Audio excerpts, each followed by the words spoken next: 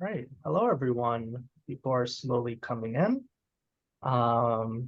Might say this a couple times, but as you're coming in, please let us know where you're tuning in from, and or what brought you here this afternoon. I was almost going to say evening because we usually have evening programs, but we occasionally have noon or afternoon programs. So, yeah, let us write in the chat. Let us know who you are, where you're coming from. Um, do you know any scary Christmas lore, holiday lore? Um, we're just waiting for a few more people to arrive, um, and then we'll get started. Looks like we have Darcy from Southern California. Awesome. And Amanda from Beacon Falls, Connecticut. Joe from Lancaster County. Awesome. I'm glad to be seeing people from all over the place. And Houston, awesome. Coventry. All right, so we'll just go ahead and get started as people continue to come in. I'm sure they will. Hi, if this is your first time here, I'll introduce myself. My name is Omar Acevedo, and I'm the Literary Program Coordinator here at the Mark Twain House and Museum in Hartford, Connecticut. Thanks so much for joining us for this virtual program for the Scary Book of Christmas Lore, 50 Terrifying Yuletide Tales from Around the World. Virtual programs like this are produced in part with support honoring the late Frank Lord. We are very happy to honor his memory with these programs. And I also want to thank our members. I know some of you are members. And if you're not, please consider supporting our museum by becoming a member. All members receive free or discounted admission to our author programs, the House and Museum, year-round discounts in the store and cafe, and much more. Please visit our website for more information, or just reach out to me, and I will get you to the right people who can get you a membership. Now on to our guests. Our author Tim Rayborn has written dozens of books over the last few years. He is also a musician who has appeared on more than 40 recordings. He has a PhD from the University of Leeds. Our moderator, J.W. Ocker, is an award-winning author and the creator of Otis, Odd Things I've Seen, and its accompanying podcast. His work has appeared on or in CNN.com, The Atlantic, Rue Morgue, The Boston Globe, The Guardian, Time, and much more. Now, as I said at the beginning of the webinar, we encourage you to have a conversation with each other in the chat. If you have a specific question, though, please post that directly into our Q&A section. We'll be getting to the questions later on in the program. So that is all from me. I will turn this over to Tim and JW. Please sit back and enjoy. Thank you. Awesome. Thanks, Omar. Appreciate that. And thanks, Tim, for joining us. I'm super excited to talk scary Christmas. I feel like every year this gets like more and more relevant. I mean, I think this year Home Depot started putting out scary decorations, and for December, there's 1,000 Krampus movies. So I love this topic. So I guess I want to start out by asking you, how did you get to this topic? Like, why did you decide to write this book? Well, it's actually interesting. I do I have my own books that I write, and I also do writing for hire for various publishers. And in this case, the publisher that I wrote for, Cider Mill Press, I'd written a book for them a couple of years ago called The Big Book of Paranormal, and it's just it's a collection of 300 stories from around the world of everything from ghosts to UFOs to missing people, missing time, those sorts of things. And they really enjoyed it, and so they actually asked me to come back and write a couple more and make a series out of it. So I ended up doing a book called A History of the End of the World, which is a look at apocalypses around the world, and one about conspiracy theories. And so I had this kind of thing going with them. So last year they approached me and said, well, we want to do this book. So this actually wasn't something I proposed to them. They proposed it to me. And they came back and they said, well, since you're our go-to guy for things strange and weird and paranormal, would you be interested in writing a book about all of the sort of horrific Christmas mythologies and such? And I jumped at the chance, obviously. So that's where that came about. This was actually something that they proposed to me rather than the other way around. And I'm very glad they did, because I had great fun writing it. Yeah, I love that, because I mean, you listed some of the classic like weird categories, right? And now we have this one. Now you kind of added that to the pantheon of just weird stuff you can go after. I love it.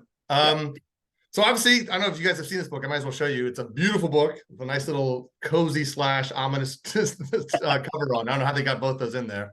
Perfect size, very pocket size, and illustrated. So yeah, really beautiful. Neil Evans, a British painter, did absolutely gorgeous work on it. They're just amazing. The way he brought the creatures to life is stunning. So yeah, yeah. So it's a perfect book to read, but also to put out every year on your table, on your coffee table by your Christmas tree. So in here, there's stories all over the world, monsters, scary stories. But it seems like Europe is particularly spooky this time of year. Why is it? Why is Europe have so many monsters for their Christmases? it's an interesting question. I actually did a little research on that after reading about this, and I'm not quite sure I have a straight answer. It's interesting because I looked when I was researching this book, I did look for things around the world, and they were overwhelmingly, as you say, centered in Europe. And I think it's a combination of things. I think that there is a long tradition, pre-Christian even, of particularly in the sort of Central European and Scandinavian countries of wintertime creatures. And I think that sort of dovetailed when Christianity found its way into Europe. They sort of melded in this kind of unholy marriage of tales and such that you don't quite get in other parts of the world, obviously. I mean, Europe is, of course, has very cold winters, but then so does Central Asia, so does Japan. So it's curious that you find these here. I think a lot of it is simply that. I think that there was a really rich lore of mythology that survives amongst the sort of Germanic, Scandinavian, English peoples that got melded with the incoming cultures and survived over the years and such. But because I did look for other places around the world, and there often are winter legends, but they're not necessarily. And also, we have to remember that Christianity is not the prime religion in a lot of places. It's not in India, even in Japan, for instance. They love Christmas, but it's a purely secular holiday. They do the whole thing with the trees and the Santa Clauses, and they have a weird Santa that I talk about in this book with eyes literally in the back of his head. So he walks around being able to spy children behind him, and that's a creepy image if ever there was one. But it's not specifically any kind of religious holiday. It's a winter festival that they have adopted. One of the fun things about Japanese, as I understand it, Japanese celebrations is that the tradition is KFC. So people will book places, reserve places in their Kentucky Fried Chickens months in advance, because that's where you go to have Christmas dinner in Japan. It's like if you can get in to a KFC, you've really done well. So they've taken it and made it their own kind of unique thing. It sounds like a very successful marketing campaign happened over there. Exactly. Yeah. So I think it's the combination of sort of Christian mythology overlaid with pagan mythology and a kind of the unique marriage of that in Europe that leads to a lot of these things and why they're so popular. And I think, again, we look at this and we think of holidays and the holiday times, and if we're in the northern hemisphere and we're in the northern part of the northern hemisphere, it can be very cold, and we're in our nice, safe, cuddly, warm, cozy houses. But we forget in previous centuries these were very dangerous times. I mean, this today marks the onset of 3 potentially brutal months when you don't know if you're going to survive from week to week, if you don't have enough food stocks stored up, if you haven't slaughtered enough animals, if you don't have enough firewood, you're going to struggle to make it through the winter. And I think that these darker stories are reminders of that. They're reminders of like the danger that lies in the woods. If you get lost in the woods in the snow, you're going to die. And I think that many of these monsters are kind of embodiments of that in some sense. They're sort of our nightmares come to life. You know, there are carnivores out there. There are wolves that, if they're hungry enough, might eat. There are cats, the big cats. You know, there are predators that might well be quite happy to dine on a tasty human snack if you got caught out somewhere. So I think growing up with an awareness that this time of year is potentially very dangerous, I think overlays with this as well. And many of these creatures, these night creatures, these terrors, I think are in some sense a representation of that. Not that they would have consciously known that, but I think that it's, you know, the winter brings terror, and with it brings these monsters and a whole host of dangers. No, I love that. And we forget that, right? We're sitting in our glowing living rooms with Christmas trees, and we're just like a thin wall of insulation away from just being abject. Yeah, you and I both live in very cold climates. It was in the low 30s Fahrenheit last night here. You know, I'm glad that we have central heating. So yeah, no, totally. We've already had two snow dustings here so far. So again, we love them. They're like pretty, like we see them out our windows. They're almost like picture windows, but really, you don't want to be out there. Yeah. I'll do a walk in it during the day. Sure, that's great, but I want to be able to come home and yeah. And I think that there's an element. A lot of these monsters, and we may talk about this a bit more, like Krampus and Frau Perchta and such, are they go after the children that haven't done their chores. And while that may mean like just cleaning your room, whatever, it also means like, have you prepped the farm for winter? Have you done all the things to make everything safe? Have you brought the animals in? Are all of the is all the grain brought in? All of these things, you know, so it is about doing the necessary housework to keep the house or the settlement or the village alive. So I think there's an element of that. It's not just about keeping naughty children in line. There's a reminder that everybody had to pull their weight in order to get through the winters. So Really good. Yeah, that's really good. It puts a lot more weight behind it than just like cold in your stockings or whatever. Yeah. So Omar said you went to school in the UK, right? I did. I was at the University of Leeds for 7 years. My PhD is in main PhD in medieval studies, actually there. So it's in Yorkshire. It's up near York. It's in North Yorkshire. So yeah. So did you see any of these kind of spooky celebrations while you're there? I was curious. No. At the time, I was in the early to almost the entire decade of the 90s. I was there actually. There weren't a thing actually, not in England anyway. It's really become a thing much more in recent years, and I think there's various reasons for that actually. But no, I did not.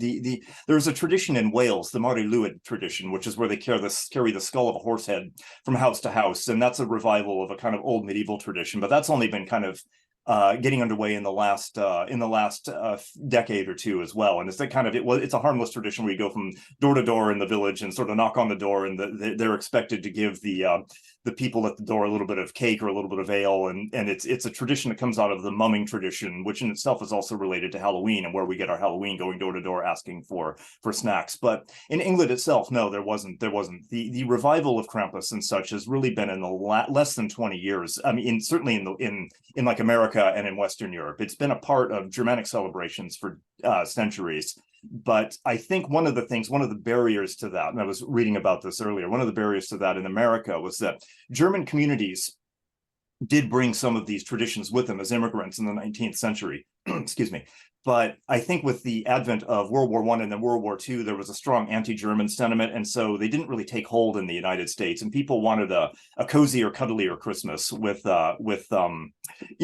Santa bringing toys and such, rather than a goat beast that it's whacking children with birch sticks. So I think what we're finding is that Krampus actually had a kind of in the mid 2000s is when it kind of broke out and started finding its way into pop culture. And there were a couple of books that reprinted old Krampus postcards from Germany from the 19th century, and those really caught on. And then horror aficionados kind of took it and thought, well, this is really cool. Why don't we do something with this? I think there's an interesting thing in the United States where we have these big buildups to holidays, and then they're over. Like October's Halloween month, and then there's Halloween and it's gone. And then there's Thanksgiving and it's gone. And now it's Christmas Day in a couple of days and that's it. But I think in older European traditions, these represented a kind of continuity of markings and things throughout the years, throughout the season.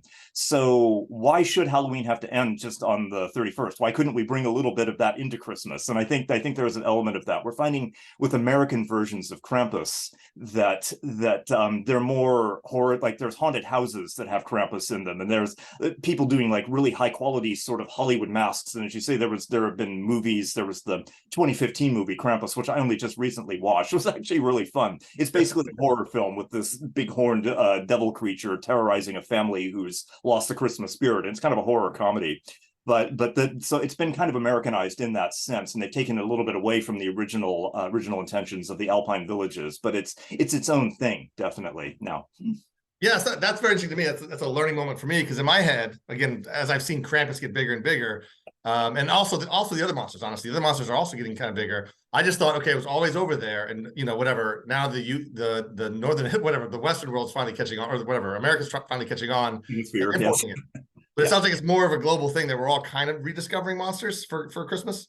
Possibly, yeah. I think there is a sense of that. I think one of the interesting theories with this is that it might be a kind of reaction to the gross, crass commercialization of everything, and the idea of the Black Fridays and the appalling scenes of people literally stampeding to try to get their flat screen TVs and such. And it's really off-putting for a lot of people, and I think rightly so. So I think that this is sort of a reminder that kind of greed shouldn't go unpunished, and there's like a sense of that. there's a sense of like, well, maybe what you really do need is to get thrown in a sack and beaten if you're going to act that way. So I think there is a sense of that, it goes with the horror aesthetic and the people getting their just desserts. And what we have here is not just Saint Nicholas delivering toys to children, but also this grotesque demon in his various forms, also sort of delivering real punishments to people. So yeah, I think that's part of it. No, I love that you just elevated Krampus into more of a social correction than just a, Yeah.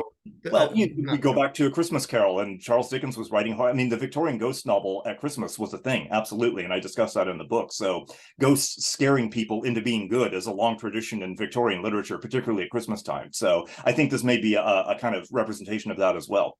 Yeah, that's cool. So, in your book, you have 50 stories. Yeah. But obviously, and we've already kind of jumped on a little bit, and if you've already answered it enough, we can get away from Krampus. He's just the elephant in the room.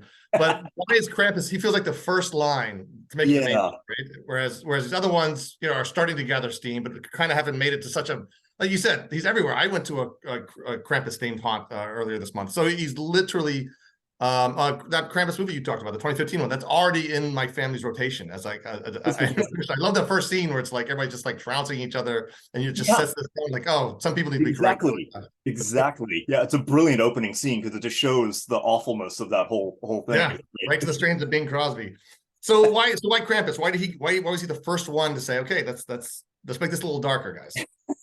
It's an interesting question. I think Krampus is, if you look at the Alpine communities and you're looking at Krampus, traditionally was known throughout sort of Bavaria, southern Germany, Austria, Switzerland and such, very Alpine sort of thing. And it's in those villages, we don't really know. The first references to Krampus as an individual, and for anyone who doesn't know, Krampus is a sort of satyr kind of goat kind of demon type creature that traditionally in Alpine lore accompanies Saint Nicholas on St. Nicholas feast day, which is December 6th. And Krampus comes along. St. Nicholas brings toys and sweets for good children, but Krampus brings a sack, and he brings a birch stick and sometimes a whip or other things. And if the children have been good, they get sweets. But instead of coal in their stocking, if they've been bad, Krampus picks them up and throws them in a sack and takes them away and beats them, maybe even kills them. We don't know.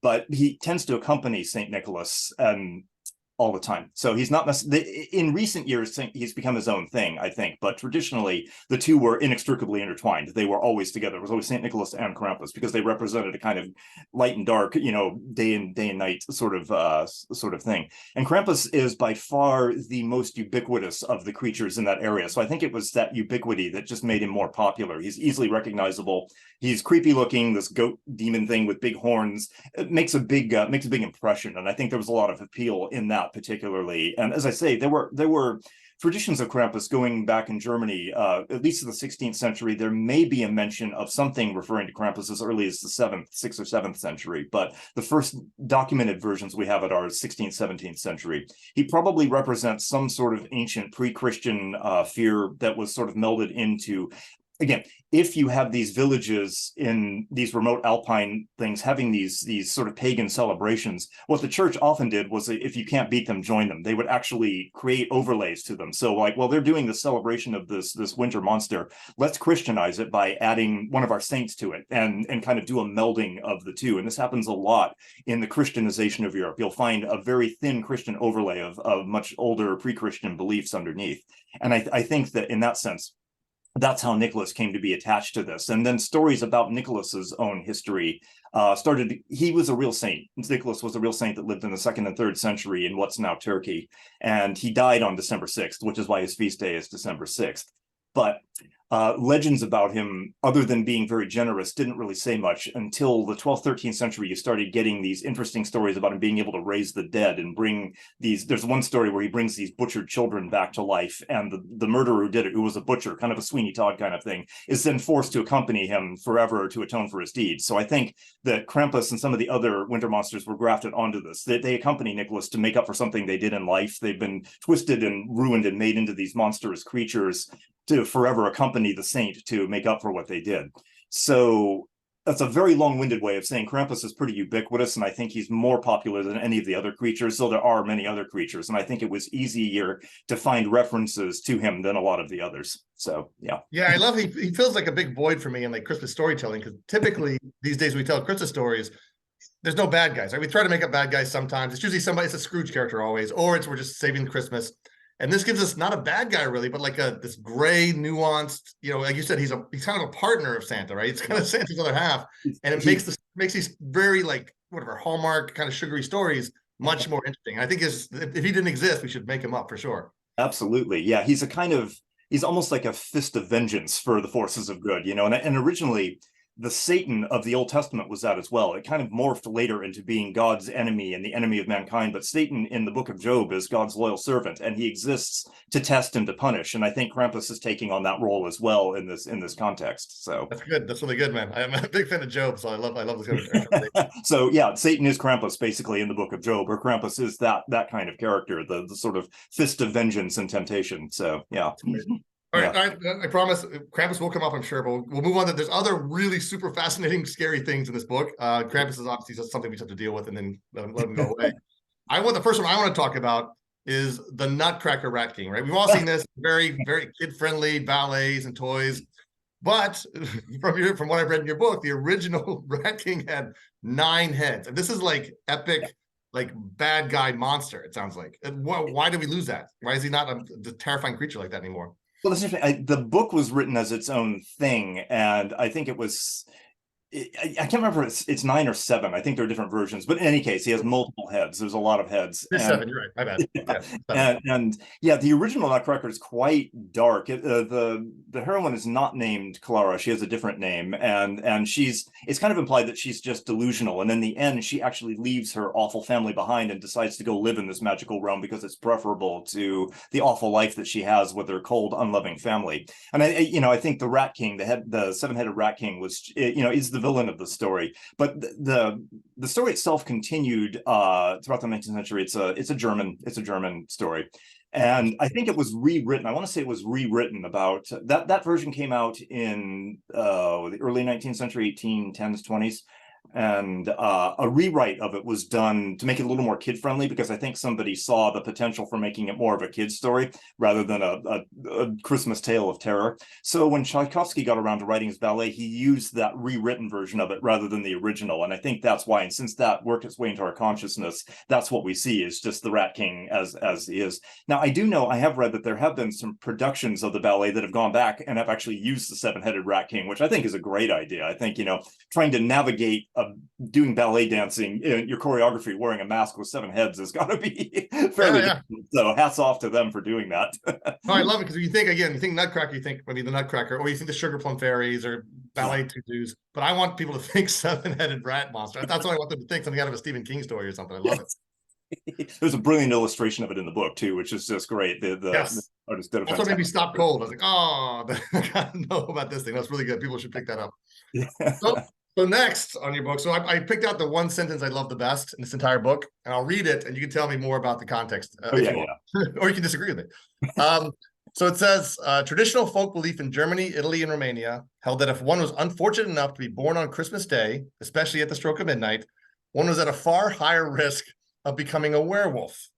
Tell me about that, because right now, if you're born on Christmas, you're just unlucky because you get fewer presents. But at one time, it was a werewolf lore. I mean, I was born on December 10th, just a couple of weeks ago, and it always sucked as a kid. Good people would try to give you combined gifts. Oh, it's a Christmas and birthday present. You're like, that's not fair. No, it's a wonderful sort of thing. Yeah, if you're born on Christmas, you're probably going to turn into a werewolf. It's there's a couple of different places that have that tradition. I think it seems to have been mostly in the Baltics and possibly northern Germany and such. There were a lot of werewolf legends and such there. I have a feeling that it derives from this idea that Christmas, and this is probably derives from a Christian belief, that Christmas Day is reserved for the birth of Christ alone, and nobody else should be born on it. And it also, if you are, then there's something wrong with you. You're trying to, take, now obviously a person has no control of when they've been born, but it also sort of implies that the parents were up to things in March, which is traditionally the time of Lent and giving up things. And it means that they might have been, instead of fasting and abstaining, they might have been getting down to business. And this could have caused problems, because if they were fiddling around March 25th, which is a Virgin Mary date when they probably shouldn't have been. Then a child is born 9 months later on December 25th. So that means it's almost like a curse on the parents for doing something they should have been abstaining and renouncing things, and instead they were indulging. And I think that's possibly where it comes from, is that notion that it's not the child's fault, but it's almost a punishment for the parents. I love it. I love it. Just making the werewolf a Christmas monster. I think, I'm gonna now put him on my tree topper and like do all kinds of stuff with that. I think it's perfect for it. He needs a new job. Halloween's crowded. With a Santa hat, with a werewolf with a Santa hat, So I have a guy. So I did, and I sent these to you ahead of time. I did kind of a cutesy thing where I wanted to talk about more monsters, but instead of me just asking about monsters generally, I would ask you specific questions about what kind of monster would do this. So I have three of those that I'll throw at you. And see what kind of answers you came up with. One was, if you had to put a monster in one of your monsters in the nativity scene, which one would be the best one for it? I'd do Baby Krampus, just all swaddled and wrapped with the little horns coming out. That would be perfect. His long tongue. Yeah, I think you could probably produce that and market that and maybe make a good little profit on it. There probably are Christmas ornaments already like that. If you do a Google search, somebody has probably done like a Krampus nativity, so it would not even remotely surprise me. Anything you want is on the internet somewhere. No, that's true. That's true. All right, so we got Krampus in the manger. Who would you put on the top of the tree? You kick off the star. You're putting a monster up there. Who do you got? I would put the Icelandic Yule cat. That would be a fantastic thing with his tail. Now, this is a great story if people don't know it. In Iceland, there's a whole host of separate traditions that are similar but quite different in many ways from the Germanic and even the Scandinavian stories. And in Iceland, you have a number of creatures. You don't really have Santa. You have what are called the 13 Yule lads, and they come one day. Each one a day for 13 days before Christmas. And again, they will leave little gifts in stockings or shoes, and they will cause problems if you've been bad. And they are the sons of the ogre named Grilla, who is a hideous cannibalistic monster in her own right, and she causes her own problems. But one of the great stories that comes from Iceland is the Yule cat. The Yule cat is not some friendly little house cat that sits in your laps and purrs. No, the Yule cat is about 10 feet tall, utterly terrifying. You could think maybe a giant lynx or something. And the story about the Yule cat is that at Christmas, he would go to every farm and every village and look in the windows. And he would look to see if children had received new clothes for Christmas. And if they were wearing them, if they either had them or at least were wearing them. And if they did, that was fine. The Yule cat said, great. If the children did not have new clothes and they weren't displaying them or wearing them, the Yule cat would rush in, eat whatever food was meant for them, and then eat the children themselves and then move on. Now, in downtown Reykjavik, there is actually a gigantic Yule cat that they put up every year made out of lights, and people go to take their pictures with it. It's about 8 feet tall. It looks fantastic. So this is for them. This is their Krampus, is this creature, the Yule cat. Now you say, well, that's, I think I even mentioned this in the book. One of the worst things that a child can get at Christmas, of course, is clothes. Your Aunt Irma gives you stockings, socks, and a sweater or something, and it's like, no, that's not what I wanted. So like this in itself seems enough of a punishment. But again, it goes to the notion of where the culture and the time that you're living in. Iceland, of course, is extremely cold in the winter. So a gift of new clothing during the holidays would be most welcome. And if you had new clothing, it meant that you had done all of your housework and all of your farm work and everything. So you were rewarded by that. So it speaks to that. It's saying that the children that don't have new clothing have once again failed to keep the farm safe. They've failed to make everything ready for winter. So it comes down to that. If they're not wearing new clothes, it means they've been bad. They haven't helped the family. They haven't helped the farm. They haven't helped the village, and therefore they're in danger of being devoured by this gigantic feline. No, that fits. I mean, the only like feline lore we had here is just that cats hate Christmas trees. Right. So maybe it's a big thing among that community. So, all right, I'll take that. I'll put a giant cat on the top of my tree. Wrap the tail around, and yeah, exactly. He has big fangs, and that's good. Yeah, good. I like what we're doing here. We're changing Christmas for the better. All right, so one more for you. Which monster should belong in Halloween? Which one should trade lines and go to October instead of? It's got to be the Nukkalavi, doesn't it? In Orkney, that thing is hideous, utterly horrible. Something like something out of a Clive Barker novel. It's an old. It's not specifically Christmas, but it is a wintry creature. And there's a belief that during the calmer parts of the year, there was an ancient Scottish goddess that kept the waters calm. But with the advent of winter, she no longer has that power, and the waves become very dangerous. And this was, was your way of life. If you lived in Orkney, which is an island north of the north coast of Scotland, your life depended on fishing. So, while during the middle of the winter, you still have abundant fish, you can't take your boats out there because you're just going to wreck and drown. So you have all this food right nearby, but you can't get it. So you better have made enough of a catch and brought it in and smoked the fish and done everything you need for the winter. Now, the Nuku'alovi is a creature that arises during that time, who will chase people, will try to kill them, will try to devour them. And there are various different accounts of what it looks like. It is a man, sometimes a man on a horse, but it doesn't have any skin. It's a flayed human being where you can see all the muscles and veins and blood dripping off of it. And sometimes it rides a horse that's also flayed and skinless, or sometimes it's literally a part of the horse. Its torso is jutting up out of the middle of the back of the horse. So it's like a horse in the front and it's got these wild arms and it's flaying. I mean, it's pretty horrifying. Again, it's like something out of Hellraiser. It's absolutely awful. So I would say that would be a fantastic a Halloween creature. It's been a part of Orcadian folklore for centuries. And there were a couple of, there was an anthropologist I know that interviewed an old man that actually claimed to have seen it in the 19th century. And he was very tight-lipped about it. He didn't want to talk about it, but they managed to tease it out. He said that it pursued him. And the only way he got away is because he jumped the path that he was running was broken by a small river, and he was able to run through the water. And according to folklore, the creature can't cross. It's kind of like vampires, can't cross running water, can't cross fresh water. It hates fresh water. It will retreat to the sea. But he was very nervous about it. He was an old man that said when he was a boy, he saw it and he swore it was true. So make of that what you will. But yes, apparently a flayed Clive Barker creature haunts Orkney in the winter months. And anytime from sort of September all the way through March, April. So the Nuku'alovi fits into any of those celebrations and would make a splendid Halloween creature as well. That's perfect. That tells me your book had to be illustrated. Otherwise, you missed out on a lot of stuff. And there's a hideous illustration of Nuku'alovi in this book too. So perfect. No, as it should be. Love it. All right, so now we're to the part where we talk about good old Saint Nick, Santa Claus, right? So we know, like over here in the Western world, we have our, we know Saint Nick came. He's traced actual saints. We know he came from a poem, First Night for Christmas. A journalist gave him like his current form by basing it on that poem. Coca-Cola did their part in making the current Santa the way it is. But in your book, you trace other types of Santa or other origin stories of Santa, which I found super fascinating to add to that.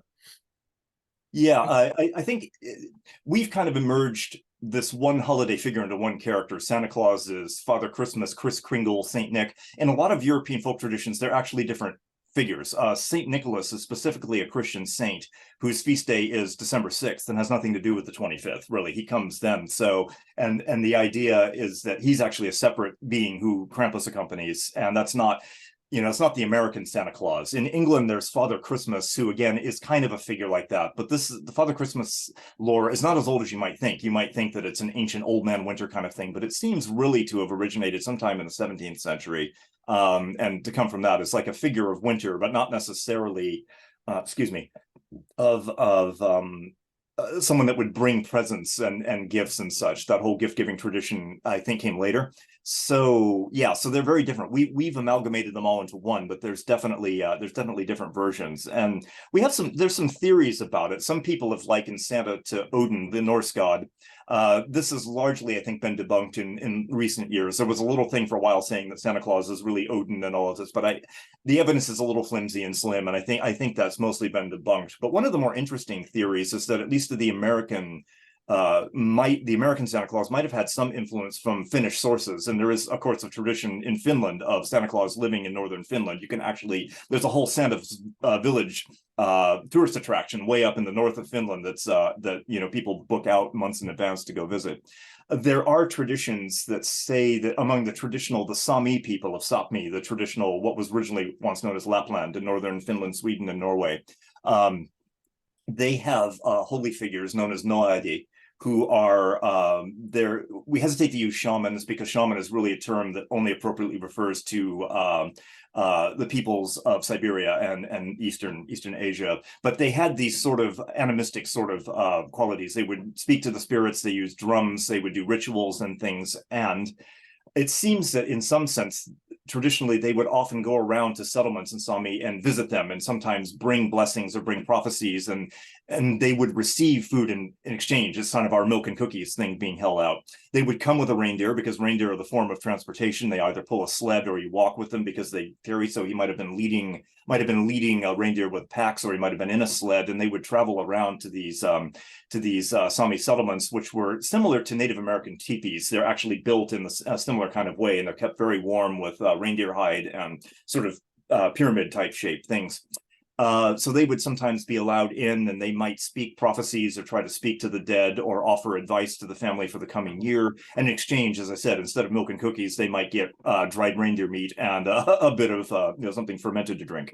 And there are some stories about how this, through Finnish immigrants, might have actually found its way into some of the Santa Claus. And there was actually a writer, a journalist, I believe, from Finland in the later 19th, early 20th century. Can't remember his name, but he wrote something about this, and it might have been picked up and used as part of the overall lore. And some of these holy men actually wore red, or they wore like red things also trimmed with white, with like fur and such. So I think there's an argument that could be made. It's not a direct link, but there might be some elements of an old Finnish spiritual tradition, pre-Christian spiritual tradition that has found its way into the American Santa as well.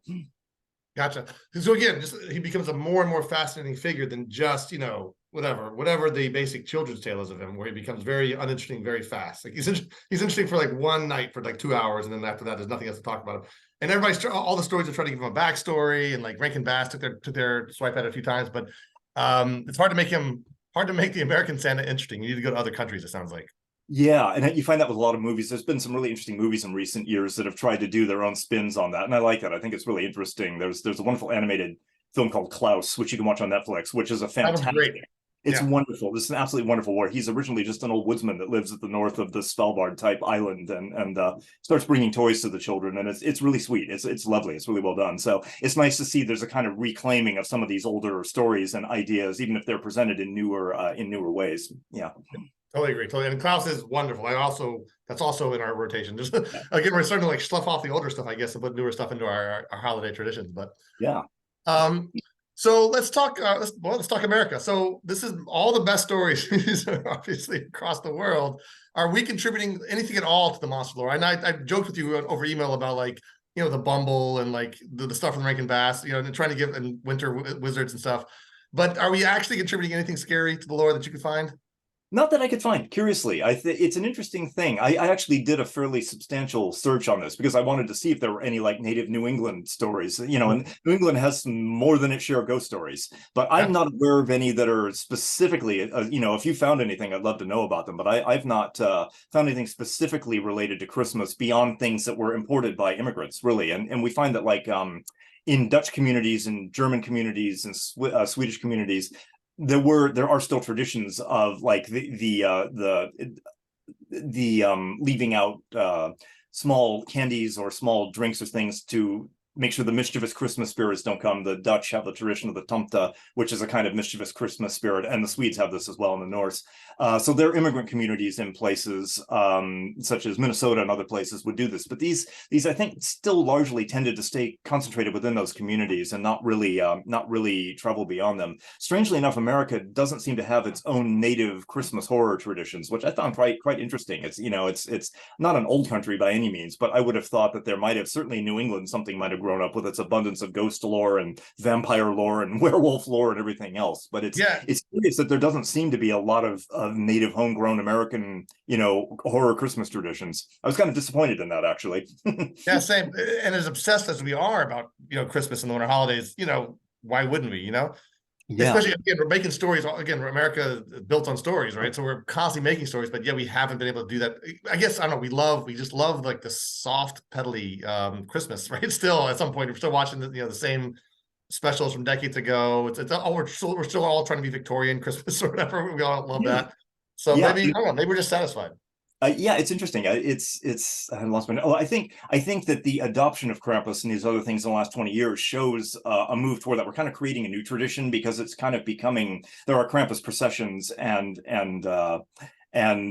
parades and haunted houses and such. And that's the kind of American thing. You're finding that popping up in Europe as well, but I think it's the Americans that have actually done this. And so we're kind of Hollywoodizing Krampus to a certain extent and making it an extension of Halloween. And I think that's the American contribution is that sort of thing, really. We're taking something old and making it new by sort of, transmogrifying a little bit into our own unique, putting an American stamp on it. That's what we do, right? Somebody, I just saw somebody's, this is a good comment. I lost the name, but somebody just popped up and said, maybe there's something Native American, because again, they also had to survive icy storms. And I know personally from my books, the Wendigo is one of those creatures where, absolutely, yeah, where that's one of their, it's a very, obviously when you pick one concept from one culture to another, we dumb it down, but it's a very complicated fable, story, moral, real life thing. Yeah. But we've never adopted Wendigo as a winter, Christmas piece, it's perfect, it's still very much a part of native culture, and it's there are certain creatures within culture such as the skinwalkers and the Wendigo and such, and they tend to be kind of closed topics. A lot of times they don't like to talk about them. Particularly skinwalker is a very has become kind of a popular thing in paranormal studies, but a lot of Aztecs and current Native Americans say you really shouldn't be talking about this. This is our tradition only, and it's meant for us. So one of the reasons I left those out is I didn't feel like it was really right to go exploring those kinds of creatures without permission from the cultures from which they arose. But yeah, the notion of like this crazy cannibalistic winter creature, very popular in Canada, definitely a native belief, absolutely, yeah, in First Nations in Canada. I'll pause right here just to address the audience a bit more. So in about 10 minutes, we're going to be wrapping up my long-winded questions. So if you do guys want to ask Tim questions, now is a good time to start filling that up, and then the last 10 minutes of this talk we'll answer your questions. Hopefully be able to answer them. Yeah, I saw a few pop up, so we'll have something for sure. I've got two more to fill up the next 10 minutes. One is I want to know what your favorite discovery was, right? So there's again, just talking to you for the last half hour, I had 3 or 4 great discoveries that I'm gonna take back with me. Yeah. What was yours in doing all the research? I know a lot of stuff got left on the cutting room floor, I'm sure, other stuff, whatever. I know how books go, but what was your favorite discovery of doing this project? It's really interesting because I delved into it in some detail and read some really great books. There's a wonderful book, if anybody, I'm gonna push somebody else's book for a moment. This Krampus and the Old Dark Christmas is kind of the definitive work on the topic. Al Ridenor is his name, and it's just filled with gorgeous photos of all of the traditional things from alpine villages. Highly recommended. And one of the things I was struck by reading through this is the sheer number of variations on this, from even like every village has its own traditions. They use the same monsters, the same saints, but in some villages, they'll come at a certain time of day or not. In some villages, they'll play certain musical instruments, but not in the one 10 miles down the road. There's a wonderful sort of through line of all of these, and you have a huge variety of creatures. There's not just Krampus. There's Frau Perchta, who is the evil Christmas witch, who, again, will come to houses, and if the children have been bad or haven't done their chores, she will slit open their bellies, pull out their intestines, and stuff them with rocks and straw and leave them and go on. So that's delightful.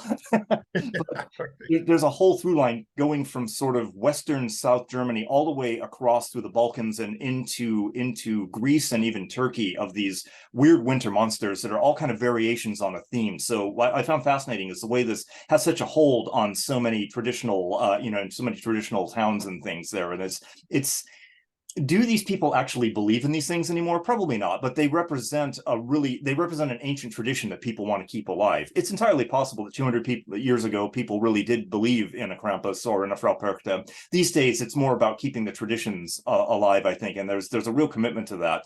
And it's faced some real opposition. The Nazis actually banned Krampus and Krampus celebrations in Austria and Germany. Yeah, and then once they were chucked out, people came right back with it. So it went underground for a while because they saw it as disruptive and non-Aryan or some other BS, whatever they came up with. And once they were tossed out, it came right back. So there's been some real hostility, toward that. So I think the sheer the tenacity of these things, the way that they survive, in the face of modernization, and not only have they not been extinguished, they're now flourishing again in new ways. And I found that really, really interesting. So yeah.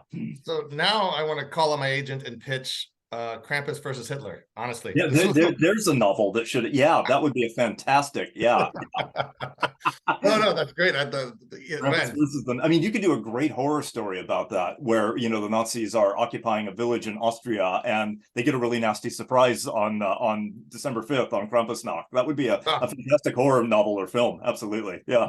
Just Krampus's unending stories are funny. I remember when I first started noticing Krampus, it was a little annoying in my head, just whatever, the curmudgeon to me is like, oh, here's this trend that everybody's just jumping on. But over the years, I've come to like love him. Like, he just, again, he feels like a void in there. I've seen people do such creative things with them. I like seeing him around just as a decoration now. I'm seeing him like, whatever. I think one of the Spirit Halloween had like a life size. I'm trying to Krampus you could hand over. So I see a lot of people have that. So I've really come to like just like the guy. It's just as an image of Christmas. It's like perfect. I love him. It's becoming its own new tradition, which is really fascinating. And it shows how folk traditions evolve and change. And, things that didn't exist 10, 20, 30 years ago can suddenly become a part of something. And I think that's an interesting lesson when you're studying folk traditions in general and looking back over decades and centuries of how things come into being and they morph, they disappear, but then they come back. It's really, from an anthropological point of view, it's actually really fascinating too. So that leads to my ultimate question, my last question. So I put it here. So again, if somebody from whatever Christmas past, like the Ghost of Christmas Past came from 20 years ago to today's Christmas and looked around and saw like Krampus everywhere, they would make them stop, right? Make them stop and take note. So with this influx of monsters, again, way beyond Krampus, there's so much rich, scary lore to pull into Christmas, and we are doing that. Somebody gave me last year a advent calendar that was all Christmas monsters. Like every day you opened it up, you learned about a different Christmas monster. So again, it's like coming big. How do you think Christmas in 10 years will be if this monster influx continues? Kind of like the Beatles coming over to the United States, right? What are these monsters that come over? How do you think Christmas will be in 10 years? This isn't the British invasion, it's the Krampus invasion, That's right, yeah. Yeah, it's interesting. I think it'll continue to grow. I think you're finding them all. You can look up like Krampus celebrations all over the United States now. There was one just in Portland, Oregon, just south of me, and just a few weeks ago. There's one up in Bellingham, north of Seattle. They're all over the place. There's huge ones in Los Angeles. I think it's going to continue to grow. I think people like this. I think it's now becoming a thing. It's also an excuse for all the Halloween lovers to extend things into as I said, you have this big build up and then it's kind of just over, and that's a little bit of a letdown. And I think this is a way to kind of keep the spooky going throughout the season, at least for a while. I wonder if there might end up being kind of a backlash against it as well. I think that you might, the War on Christmas people always come out every year with things that are eroding traditional Christmas and such, and I would expect you might start seeing some boycotts or people trying to do that. It wouldn't surprise me, as deeply divided as we are in so many ways in this country. It wouldn't surprise me if somebody started leading an anti-Krampus campaign at some point for glorifying Satan in the holidays or something. I'm sure it's already happened in some places. So I think you'll continue to see it grow. I think there's going to be more creatures. I would like to see more of these other creatures. I'd love to see Frau Perkta.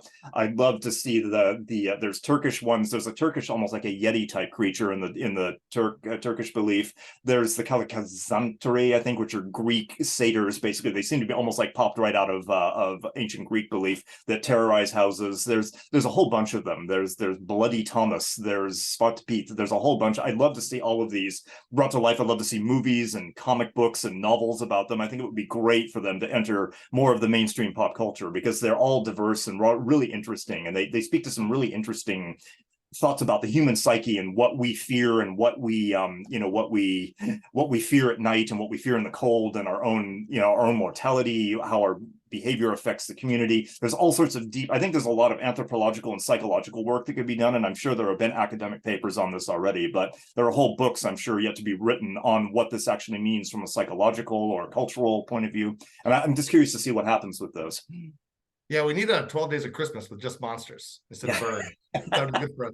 I also say, you gave me a little bit of PTSD when you said the War on Christmas versus Krampus, because I remember I grew up in a highly religious world where even Santa was kind of put up as in fact, they would say all the time, you rearrange Santa, becomes Satan, the letters of Santa become Satan, or even that figure, as benevolent as it was still a distraction to the baby in the manger. So if Santa's a distraction, then Krampus certainly is a distraction. So I can totally see that. Again, then the horns and the hooves, and as he's depicted sometimes, but again, like I said, he's a super gray character, so I love that about it. He's not just like, again, trying to stop Christmas from happening for good. No, he's not the Grinch, and you don't worship Krampus, you fear Krampus. So there's a difference. It's like, yeah, he's not someone that you hold up and say, oh, this is great. I mean, maybe some people do, I don't know, but he's not the Grinch. He's a very different character, totally. Yeah.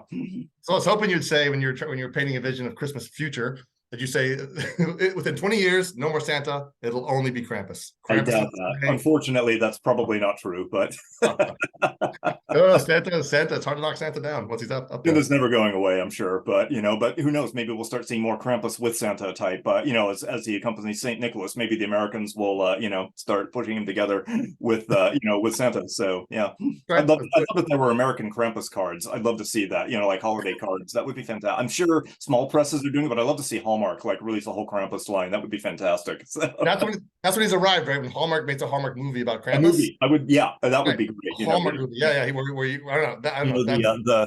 The high-powered woman lawyer in New York moves back to a small town and meets the love of her life in a flannel jacket, and then they have to defend their whole farm against the Krampus. That's what I want to see. There you go. I'm going to raise you one and say we'll redo Beauty and the Beast, right? Where the Beast is Krampus, and the high-powered lawyer is going back to her home in Germany, her roots, where she inherited the castle, and then whatever, they live happily ever Christmas after. We need to write this. Somebody should pay us to do this.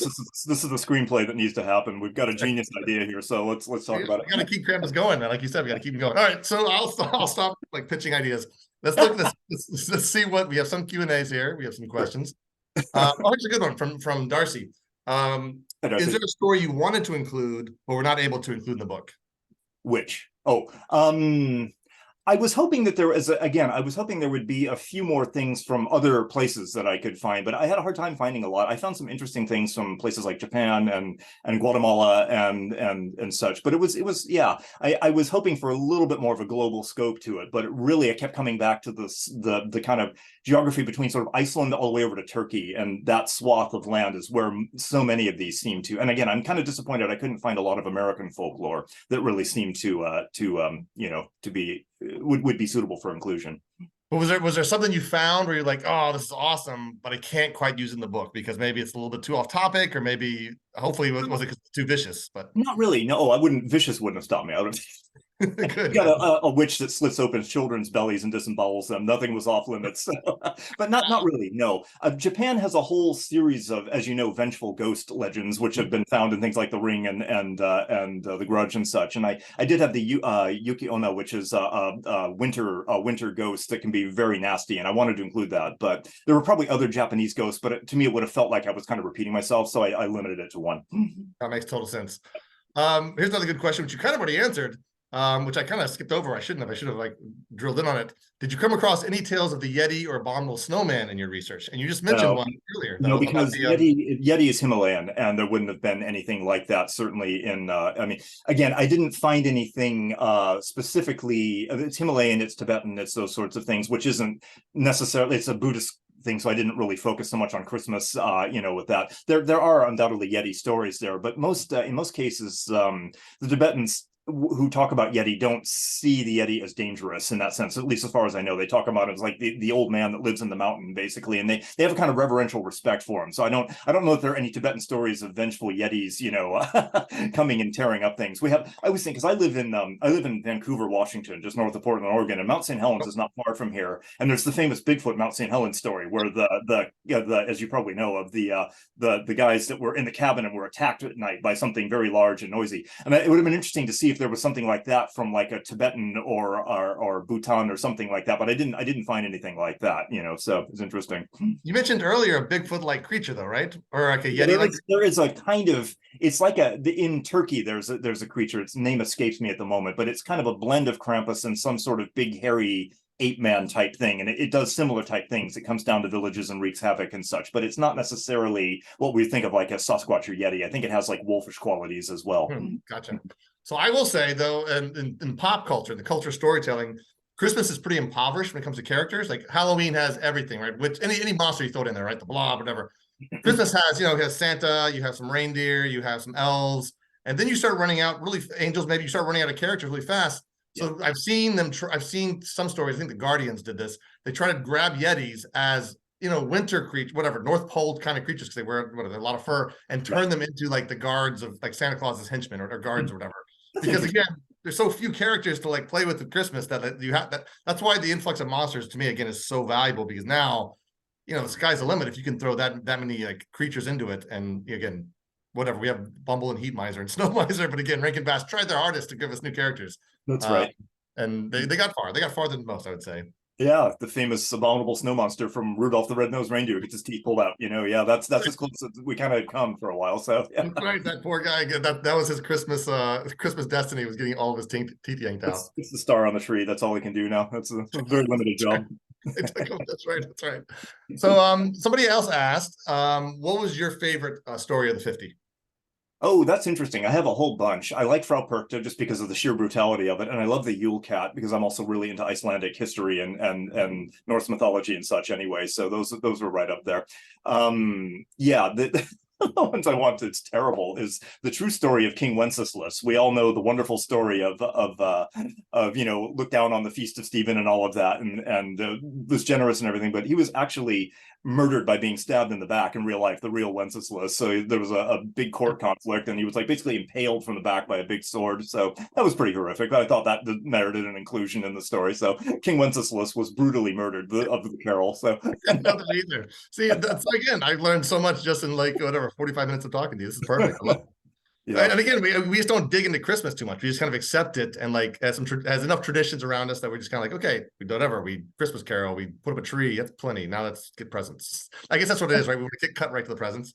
I think it's kind of impoverished it too. There's so many legends and myths and lore about the northern hemisphere, the winter months, and I think if people delve into this, it would make the season more meaningful for them. I mean, it's kind of become sort of a commercialized, sterile sort of thing where, oh well, we do this and we buy a bunch of people presents, spend money we don't need, and have a big feast, and then December 25th happens, and then it's over. But in traditional things, if you're looking just at Christmas, but obviously this would have also referred to Anglo-Saxon and Viking periods, the celebrations went on for weeks. You had the 12 days of Christmas, of course. The Christmas day is just the first day. Next day in Britain is still celebrated as Boxing Day, and it goes all the way through to Twelfth Night. And these are like, this is also the time of the Roman Saturnalia and all of these other things. These are long winter celebrations, and I think, as I said, there's like with Halloween, there's this big buildup, and then you just kind of drop. And I think if people delved into some of these older holiday traditions more and spread things out a little more, it might make the season more enjoyable. It's just, everybody gets hyped for December, and then January seems kind of bleak and empty. But there's a lot of things that continue into January, and some of these beliefs are about creatures that come in January. And as I said, this year, the Old Norse Yule doesn't happen until January 25th. So you could stretch out your lights and your food and your celebrations for a whole month if you wanted to. And I would love to see more of that kind of tradition, make a whole month-long winter celebration rather than getting it all done in one day because crass commercialism says you have to, and then, all right, back to work, That's right. We have a schedule to stick to, right? Buy now, give, go back to work. Yeah, you're right. Exactly. Right. Yeah. Mm-hmm. All right, Tim. Omar, I'll let you come back. I'm sure you have wrap-up stuff. Sure. Mark Twain House. Tim, it's been fascinating. Literally, you're so knowledgeable. I love this. This has been great. I'm so happy I had the book, and I'm so happy that I got your perspective on it as well. Thank you. Omar, I'm going to turn it over to you to do your thing. Thanks so much. Wow, this has been so amazing. Thanks so much, Tim and JW, for this awesome discussion. I was really intrigued by Nuka-Levi because I like Scottish everything, and so having a Scottish folkloric and it just looks so freaking cool. So and I'm waiting for that Inglorious Bastards Krampus, so we can root for Krampus as he's killing all the Nazis. There was a film a couple of years ago about the Nazis on the occupied Jersey, the Channel Island, and somebody there had summoned a demon to take care of them, and it like wipes them out one by one, and it's very satisfying to watch. I don't remember the name, but it's a similar idea. I'll look it up. Awesome. Well, thank you so much. For folks in the audience, this was recorded, and I'll be sending out the recording maybe hopefully by the end of the business day. If not, it'll go out tomorrow morning. And yeah, have a great holiday season, and watch out for monsters. Stay inside and celebrate for many days. Remember, you've got 12 days that you can celebrate, so spread it out, enjoy it. Exactly. All right, everyone, thank you for coming. Have a great holiday season. Real pleasure. Thank you so much. Thank you.